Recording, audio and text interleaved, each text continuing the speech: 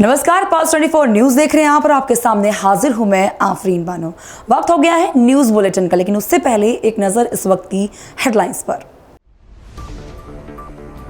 मध्य प्रदेश दौरे पर रहे उपराष्ट्रपति जगदीश धनखड़, मंत्री राकेश सिंह सहित कई नेताओं ने किया भव्य स्वागत। उद्योग समागम का किया उपराष्ट्रपति ने शुभारंभ।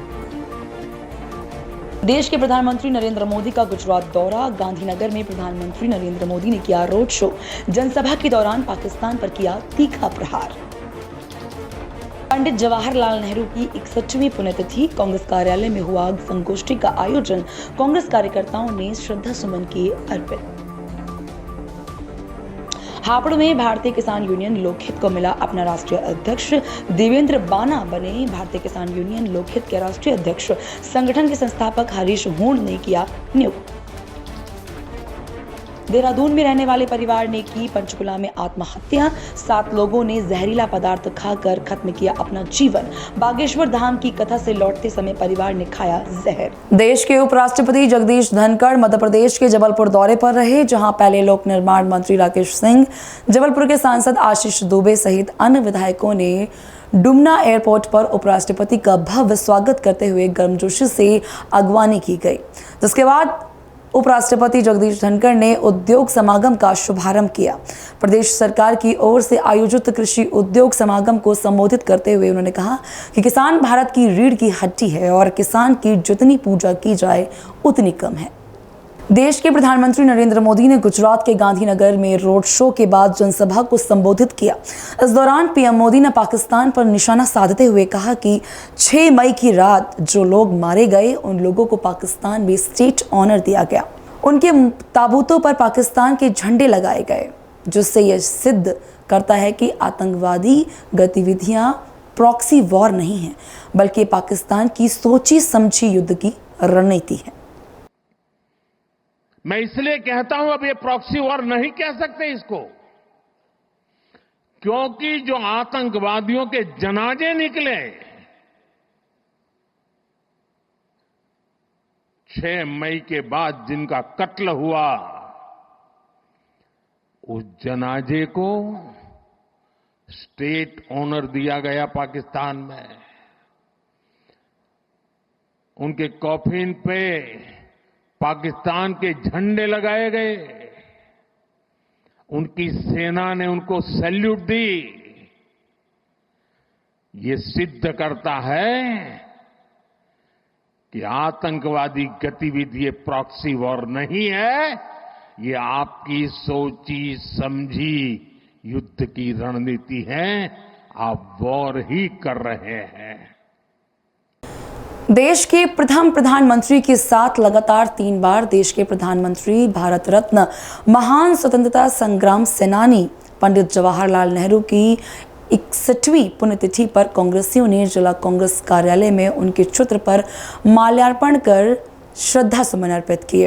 इस अवसर पर आयोजित संगोष्ठी में उनके जीवन पर प्रकाश डालते हुए वक्ताओं ने कहा कि ऐश्वर्य और वैभवपूर्ण जीवन शैली के साथ विदेशों में शिक्षा ग्रहण के बावजूद भी सभी सुविधाओं का परित्याग कर खादी और गांधी टोपी पहनकर गांधी जी के असहयोग आंदोलन में शामिल होकर स्वतंत्रता संग्राम संघर्ष से जुड़कर हजारों दिन जेल की यात्राएं की और 1929 में कांग्रेस के लाहौर अधिवेशन में कांग्रेस अध्यक्ष बनने के साथ कई महत्वपूर्ण पदों पर काबिज रहे।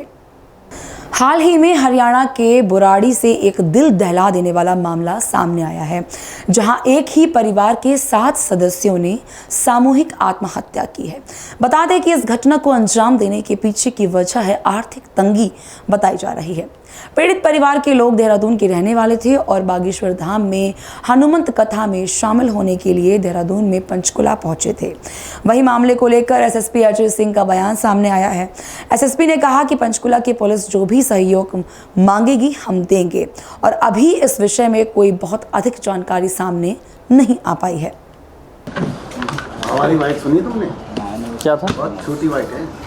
तो अब क्या उसमें अभी तुरंत नेचुरली जब आदमी किसी निवासरत स्थान पर रहता है तो टेम्प्रेरी एड्रेस देकर वो आधार कार्ड बना होगा। बट ये तो मैंने कहा इन्वेस्टिगेशन का विषय है, कोई अगर क्वेश्चन रेज होता है या कहीं से कोई बात आती है तो डेफिनेट। सैनिक कल्याण मंत्री गणेश जोशी ने बागेश्वर के जिला सैनिक कल्याण अधिकारी द्वारा रिश्वत लेने के प्रकरण का संज्ञान लेते हुए कड़ा निर्णय लिया है। उन्होंने सैनिक कल्याण विभाग के सचिव को निर्देश जारी करते हुए संबंधित जिला सैनिक कल्याण अधिकारी कर्नल सुबोध शुक्ला को तत्काल प्रभाव से बर्खास्त करने के निर्देश दिए। निर्देशों के बाद बर्खास्तगी का आदेश भी जारी कर दिया गया है। यमकेश्वर ब्लॉक के ग्राम तोली निवासी कुलदीप पवार की हाल ही में नीलकंठ क्षेत्र में दुर्घटना में मृत्यु हो गई थी। दोपहिया वाहन पार्किंग के समीप पहाड़ से गिरे पत्थर के कारण घायल हुए कुलदीप को उपचार के लिए एम्स ऋषिकेश भर्ती किया गया था, जहां उनकी मृत्यु हो गई।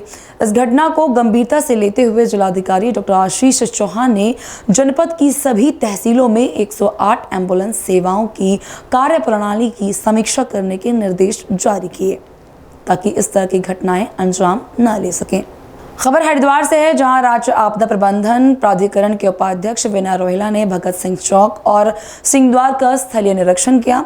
इस दौरान उन्होंने निरीक्षण के इन क्षेत्रों में बारिश के दौरान होने वाले जलभराव के कारणों के बारे में विस्तार से जानकारी ली। हापुड़ जनपद में भारतीय किसान यूनियन लोकहित के संस्थापक हरीश हुड ने नवनियुक्त देवेंद्र बाना के राष्ट्रीय अध्यक्ष बनने की घोषणा की है। भारतीय किसान यूनियन लोकहित के संस्थापक हरीश हुड ने कहा कि भारतीय किसान यूनियन लोकहित एक लोकतांत्रिक और संवैधानिक परंपरा में विश्वास रखने वाला संगठन है। नए राष्ट्रीय अध्यक्ष देवेंद्र बाना का चयन लोकतांत्रिक परंपरा से किया गया है। और क्या कुछ कहा, सुनिए।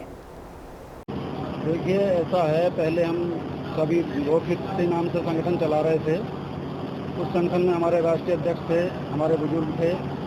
पता नहीं उन्हें किस तरह की कोई संस्था मन में हुई या क्या हुआ कि जिससे उन्हें ऐसा लगा कि भाई संगठन नया बना लिया जाए, और उन्होंने अंदर खाने एक संगठन बना लिया। जब वो हमारे संस्थापक जी को पता चला तो इन्होंने ये देखते हुए कि भाई संगठन दो हो जाएंगे अंदर अंदर तो कमजोरी आ जाएगी, इसलिए फिर उन्होंने उन्हें हटा दिया और हटा के ये जिम्मेदारी फिर आपस में जितने भी और संगठन में लोग थे उनसे मीटिंग की, सबसे सलाह ली कि भाई हमें अब किसको जिम्मेदारी देनी चाहिए। तो शायद सभी ने मेरी कार्यशैली देखते हुए कि भाई मैं इतने समय से कार्य कर रहा हूँ, मेहनत कर रहा हूँ, उसे देखते हुए मुझे आज जिम्मेदारी दी है राष्ट्रीय अध्यक्ष की। इन सब का बहुत बहुत आभार है, और मैं बिल्कुल इन्हें निष्ठा से बताना चाहता हूँ कि हमेशा जो इन्होंने जिम्मेदारी दी है उस जिम्मेदारी के लिए जी जान से लड़ूंगा और पूरी ईमानदारी से काम करूँगा। शायद मेरे संगठन के लोगों ने देखा होगा, समझा होगा कि हाँ मैं निष्ठा से ईमानदारी से कार्य करता हूँ, मेहनत से कार्य करता हूँ, तो इसलिए दी है। देखिए, आज की प्रेस वार्ता आज भारतीय किसान यूनियन लोकहित की आशीर्वाद सभा के बाद की जा रही है। आज इस आशीर्वाद सभा में भारतीय किसान यूनियन लोकहित ने अपना नया नेतृत्व चुना है, और नए नेतृत्व में देवेंद्र बाना जी को राष्ट्रीय अध्यक्ष नियुक्त किया गया है। उसी के साथ साथ दिग्विजय यादव जी को पश्चिमी उत्तर प्रदेश प्रभारी नियुक्त किया गया है, और साथ में अभिषेक तेवतिया जी को प्रदेश प्रभारी नियुक्त किया गया है। और ये आशीर्वाद सभा ये बता रही है कि हमने जो निर्णय लिया है या हमने जो नेतृत्व चुना है वो सभी को स्वीकार है। आज यहाँ हजारों की भीड़ में लोग पहुँचे हैं और सभी ने आशीर्वाद दिया है। देश में तेजी से फैल रहे कोरोना वायरस को लेकर कर्नाटक के हुबली किम्स अस्पताल में हाई अलर्ट घोषित किया गया है। कोविड संबंधी चिंताओं को देखते हुए KIMS में ऐतिहासिक कदम उठाए गए हैं। KMCRI ने उत्तर कर्नाटक के साथ 8 जिलों से आने वाले हजारों मरीजों की जांच की भी तैयारी की है। अभी तक एक भी मामले की पुष्टि नहीं हुई है। ಮೊಟ್ಟ ಮೊದಲಿಗೆ ಸಾರ್ವಜನಿಕರಲ್ಲಿ ವಿನಂತಿಸಿಕೊಳ್ಳೋದೇನೆಂದರೆ ಯಾರೂ ಕೊರೋನಾ ಬಗ್ಗೆ ಭಯಪಡೋ ಅಗತ್ಯವಿಲ್ಲ, ಈ ಪ್ಯಾನಿಕ್ ಅವಶ್ಯಕತೆ ಇಲ್ಲ. ಯಾಕಂದರೆ ಕಾಲಕಾಲಕ್ಕೆ ಸರ್ಕಾರದ ಒಂದು ಮಾರ್ಗನಿರ್ದೇಶನದಂತೆ ಎಲ್ಲರೂ ನಾವು ಕಾರ್ಯನಿರ್ವಹಿಸುತ್ತಾ ಟೆಸ್ಟ್ಗಳನ್ನು ಮಾಡ್ತಾ ಬಂದಿದ್ದೀವಿ. ಈಗ ಅಲ್ಲೊಂದು ಇಲ್ಲೊಂದು ನಾನು ಮಾಧ್ಯಮದಲ್ಲಿ ನೋಡಿದ ಪ್ರಕಾರ ಪ್ರಕರಣಗಳು ಬೆಳಕಿಗೆ ಬಂದಿದೆ. ಸೊ ನಿನ್ನೆ ತಾನೇ ನಮ್ಮ ಘನವೆತ್ತ ಸರ್ಕಾರ ಒಂದು ಜನರಲ್ ಪಬ್ಲಿಕ್ಕಿಗೆ ಒಂದು ಪ್ರೆಸ್ ನೋಟನ್ನು ರಿಲೀಸ್ ಮಾಡಿದ್ದಾರೆ.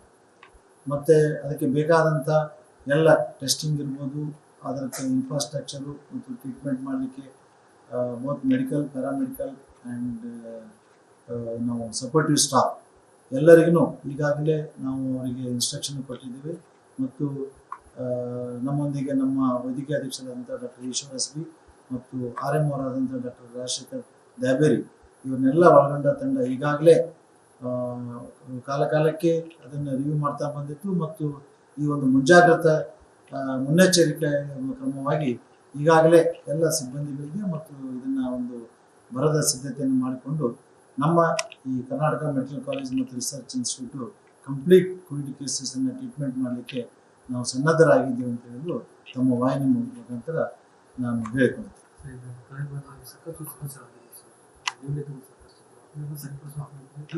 ಈಗ ನ್ಯೂನತೆ ಅನ್ನೋದಕ್ಕಿಂತಲೂ ಕಳೆದ ಬಾರಿ ಆದಂತಲೇ ತಮಗೆ ಗೊತ್ತಿದ್ದಾಗೆ covid phase 1, second phase, third phase ಆ ಥರ ಇದ್ದಾಗ ನಮ್ಮ ಸಂಸ್ಥೆ ಬರೀ ರಾಜ್ಯ ಮಟ್ಟದಲ್ಲೆಲ್ಲ ರಾಷ್ಟ್ರ ಮಟ್ಟದಲ್ಲಿನೂ ಎಲ್ಲ ಒಂದು ಸೇವೆಯನ್ನು ಮಾಡಿ ಒಂದು ಬೆಸ್ಟ್ ಅಂದರೆ ಹಾಸ್ಪಿಟಲ್ ಟ್ರೀಟ್ಮೆಂಟ್ ಫಾರ್ ಕೋವಿಡ್ ಅಂತಲೂ ಸರ್ಟಿಫಿಕೇಟ್, ಎಕ್ಸಲೆನ್ಸ್ ಸರ್ಟಿಫಿಕೇಟ್ ತೆಗೆದುಕೊಂಡು ತಮ್ಮ ಗಮನಕ್ಕೆ ಇದೆ.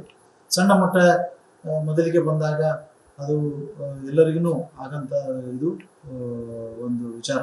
ಹೀಗಾಗಿ ನಾವೆಲ್ಲರೂ ಸೇರಿಕೊಂಡು ನಮ್ಮ ವೈದ್ಯರ ತಂಡ ಮತ್ತು ಸಪೋರ್ಟಿವ್ ಸ್ಟಾಫ್ ಮತ್ತು ಡಿಸ್ಟ್ರಿಕ್ಟ್ ಅಡ್ಮಿನಿಸ್ಟ್ರೇಷನ್ ಕಾಲಕಾಲಕ್ಕೆ ಬಂದಂಥ ಈ ನಾವು DHO ಏನಂತೀವಿ ಅಲ್ಲಿಂದ ಬಂದಂಥ ಗೈಡ್ಲೈನ್ಸನ್ನು ಎಲ್ಲವನ್ನೂ ಸೇರಿಕೊಂಡು both health and medical education department we work together to face this any type of crisis. खबर कर्नाटक के हुबली से है, जहां चिटगुप्पी अस्पताल के डॉक्टरों ने एक जटिल सर्जरी कर महिला को वापस जीवन दान दिया है। चिटगुप्पी अस्पताल शहर के लोगों को उत्कृष्ट सेवाएं प्रदान कर रहा है। ನಮ್ಮ ಚಿಟಗುಪ್ಪಿ ಆಸ್ಪತ್ರೆಯಲ್ಲಿ ಸತತವಾಗಿ ನಾವು ಎಲ್ಲ ಥರದ ಲ್ಯಾಪ್ರೋಸ್ಕೋಪಿಕ್ ಅತ್ಯಾಧುನಿಕ ಸರ್ಜರೀಸ್ಗಳೆಲ್ಲ ಮಾಡ್ತಾ ಇದ್ದೀವಿ. ಹಾಗೆಯೇ ಹೋದ ವಾರ ಅಲ್ಲಿ ಬಂದಾಗ ಒಂದು ಫೈಬ್ರಾಯ್ಡ್ ಪೇಷಂಟ್ ಇತ್ತು, 2.1 ಕಿಲೋಸ್ ಪೇಷಂಟ್ ಇದ್ದ. ಲ್ಯಾಪ್ರೋಸ್ಕೋಪಿಕಲ್ಲಿ ಆಪ್ರೇಟ್ ಮಾಡಿ ಆ ಪೇಷಂಟಿಗೆ ಸಹಾಯ ಆಯಿತು. ಇಲ್ಲ, ಆ ಪೇಷಂಟ್ ಭಾಳಷ್ಟು ಕಡೆ ಹೋಗಿತ್ತು. ಅದು ಪೇಷಂಟು ತಿರುಗಾಡ್ತಾ ಇತ್ತು ಹಾಸ್ಪಿಟ್ಲಿಗೆ. ಹಾಗಾಗಿ ಅವಾಗ ಅವರು ಅದನ್ನು ಆಪ್ರೇಷನ್ ಮಾಡಬೇಕಂತ ಹೇಳಿದರು. ಆದರೆ ಎಲ್ಲರೂ ಅದನ್ನು ಹೊಟ್ಟೆ ಓಪನ್ ಮಾಡಿ ಆಪ್ರೇಷನ್ ಮಾಡಬೇಕಂತೆಲ್ಲ ಹೇಳ್ತಾ ಇದ್ದಾರಂತ ಅವ್ರಿಗೆ. ಅವ್ರು ನಮ್ಮ ಹತ್ರ ಬಂದಾಗ ನಾವು ಇದನ್ನು ಇಲ್ಲಿ ಆಮೇಲೆ ಲ್ಯಾಪ್ರೋಸ್ಕೋಪಿ ಮಾಡ್ತೇವೆ ಅಂತೇಳಿ ಅವ್ರು ಹೇಳಿ ಲ್ಯಾಪ್ರೋಸ್ಕೋಪಿಕಲ್ಲಿನೇ ನಾವು ಆಪ್ರೇಟ್ ಮಾಡಿದ್ವಿ ಅವ್ರಿಗೆ. ಅದನ್ನ ಪೇಷಂಟ್ ಕೂಡ ಆರಾಮಾಗಿ 3 ದಿವಸ ಮನೇಲಿ ಹೋಗಿದ್ರು. ಒಳಗಡೆ ಹೊಟ್ಟೆ ಗರ್ಭಚೀಲ ಗಡ್ಡೆ ಅದು ಬರ್ತದೆ. ಅರೌಂಡ್ 2.1 ಕಿಲೋಸ್ ಇತ್ತು. 1.5 hour ಆಪ್ರೇಷನ್ ಇತ್ತು. ಈಗ ಎನ್ವೈರ್ಮೆಂಟಲ್ ಟಾಕ್ಸಿನ್ಸ್ ಆಗಲಿ, ಜೆನೆಟಿಕ್ ಆಗಲಿ, ಹಲವಾರು ಕಾರಣಗಳಿದಾವೆ ಅದು ಆಗಲಿಕ್ಕೆ. ಹಾಗೆಯೇ ಈಗೀಗ ಪ್ರಸ್ತುತ ಇರುವಂಥ ಡಯಾಗ್ನೋಸ್ಟಿಕ್ ಮೊಡಾಲಿಟೀಸ್ ಹೆಚ್ಚಿಗೆ ಆಗೋದ್ರಿಂದ ಕ್ಯಾನ್ಸರ್ ಪೇಷಂಟ್ಸು ಹೆಚ್ಚಿಗೆ ಡಿಟೆಕ್ಟ್ ಆಗ್ತಿದ್ದಾರೆ. ಹಾಗೆಯೇ ಫೈಬ್ರಾಯ್ಡ್ಸ್ ಕೂಡ ಮತ್ತು ಅನ್ಯ ರೋಗಗಳು ಕೂಡ ಹೆಚ್ಚಿಗೆ ಡಿಟೆಕ್ಟ್ ಆಗ್ತಿದೆ. ಯಾಕಂದರೆ ಅದರದ್ದು ಡಯಾಗ್ನೋಸ್ಟಿಕ್ ಮೊಡಾಲಿಟೀಸ್ ಕೂಡ ಭಾಳ ಈಸಿಯಾಗಿ ಅವೈಲೇಬಲ್ ಇದೆ ಈಗ ಪ್ರಸ್ತುತ. ಮೊದಲಿನ ಹಂಗೆ ಡಯಾಗ್ನೋಸ್ಟಿಕ್ ಮೊಡಾಲಿಟೀಸ್ ರೇರ್ ಆಗಿಲ್ಲ. ಹಾಗಾಗಿ ಅದೊಂದು ಕಾರಣ. ಮತ್ತು ಎನ್ವೈರ್ಮೆಂಟಲ್ ಟಾಕ್ಸಿನ್ಸು ಮತ್ತು ಜೆನೆಟಿಕ್ಸ್ ಕೂಡ ಅದಕ್ಕೆ ಭಾಳಷ್ಟು ಕಾರಣಗಳಾಗ್ತದೆ. पेशेंट ऑलरेडी डिस्चार्ज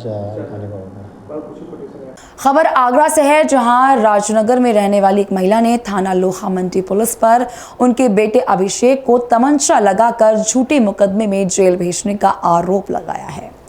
अभिषेक का कोई अन्य मामला क्षेत्र की रहने वाली किसी लड़की की फोटो को लेकर हो गया था, जिसकी शिकायत लड़की ने थाने में दर्ज कराई थी। महिला पुलिस ने अभिषेक को पुलिस लाइन की काउंसलिंग ऑफिस में बुलाया, जहां दोनों पक्षों को बुलाया गया। वहां उन दोनों का समझौता हो गया। बाद में वहां से पुलिस अभिषेक को थाना लोहा मंडी लेकर आ गई और परिजनों से कहा कुछ देर में छोड़ देंगे।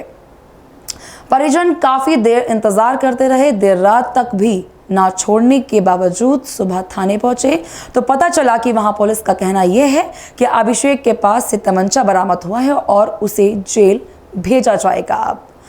परिजनों ने पुलिस से बहुत गुहार लगाई कि मामला कुछ और था, ये तमंचे वाली बात कहां से आ गई।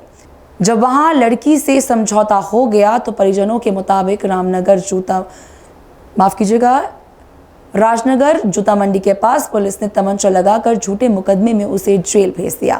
फिलहाल परिजनों ने अभिषेक को झूठे मुकदमे में जेल भेजने पर थाना लोहा मंडी पुलिस की शिकायत DCP सिटी के यहां की। डीसीपी सिटी ने आश्वासन दिया है कि मामले की जांच की जाएगी।